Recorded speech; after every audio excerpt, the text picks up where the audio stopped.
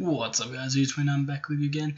It's time for the next installment of our little analysis into my free-for-all Pokemon. Following on from Minerva last time, we're moving on to Franklin, the Torterra. Pretty different. No, I think it's a different set. It's pretty much the standard moves, just I decided to give it Max Attack Adamant because I thought I want this thing to hit like a truck. I have thought about giving it an Assault Vest, and running like Earthquake, Seed Bomb, Stone Edge, and there's one other move that I can't remember off the top of my head. Giving it those moves and seeing how that goes, but I don't mind this. I mean, it has pretty decent longevity with Synthesis if you switch on the right stuff. Leech Seed, I barely ever use it. I like being a bit more offensive. I even think I might swap that out for Substitute, just because I find Substitute is a really good move in free-for-alls. But I think the big kicker here is that it's Life Orbed. A lot of my lefties, honestly, I get enough recovery from either Leech Seed or Synthesis throughout the battle, so I don't see the point of having leftovers when I can get more damage off with my 2 stab moves. Last 4 EVs just go into special defense, basically just because it already had enough defense and I wanted to just shore it up a little bit more, take those hits a little bit better. So let me kind of break down how this thing works in a free-for-all. It takes hits from both sides pretty well. Normally, I sometimes use this in combination with Hippowdon, which may seem a bit weird, like, why would you use both of them together, but Hippowdon Sandstorm means that his special defense goes up, which means with the HP investment, he becomes a bit of a tank, which is really handy. I mean, it kind of is a bit double-edged sword, though, because Synthesis will only heal 25% of your health now instead of the 50, but, it's the price you pay, guys. Anyway, moving on. Adamant Nature, Max Attack, because, honestly, in a free-for-all, you're not looking to try and stall your opponent out or take these hits for days. You are looking to get off as much damage as you can.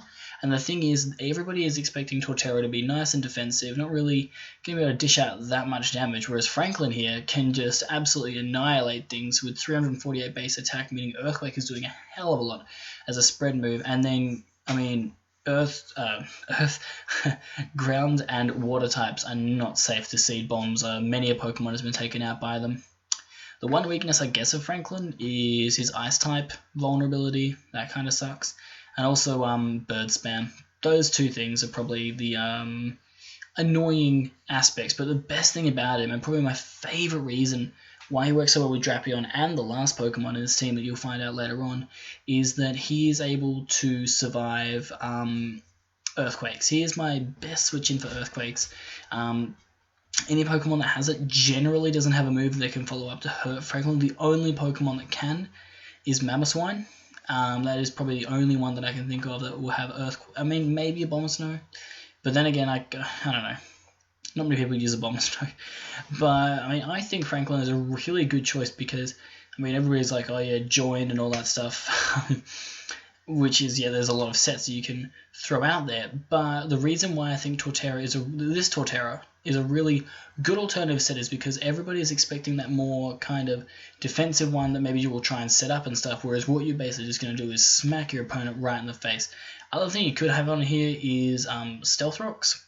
But then again, I am basically just trying to get off offensive pressure here, and so Rocks aren't really that big of a deal to me, even though I could run Toxic Spikes and Stealth Rocks on the same team, which would be pretty devastating for the other side. It just puts another target on my back, and really what Franklin needs to just do is get off as much damage as he can before he goes. But yeah, I mean, I like him. His speed stat's shocking, though. The bad things about him is his speed stat's bad, his special defense is probably not as good as people kind of think it might be.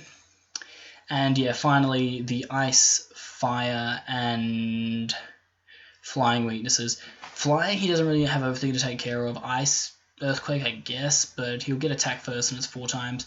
And Fire, everything's faster than him and you can just hit him up. And, I mean, he's not really going to live many hits from all the strong fire types in the tier. But anyway, guys, let me know what you think of Franklin. Let me know if maybe there's a certain move or a set or something that I haven't thought of. Okay, for the people, I should just say quickly, for the people thinking, why doesn't it have Woodhammer instead of Seed Bomb?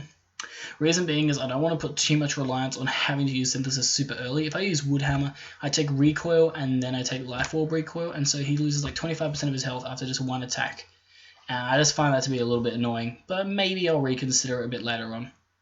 Anyway guys, thank you for watching. Remember to like, subscribe, comment on my channel. I'm going to try and upload more of these analysis videos. If you like them, then give me a like and let me know. Anyway guys, thank you for Duga29, signing out.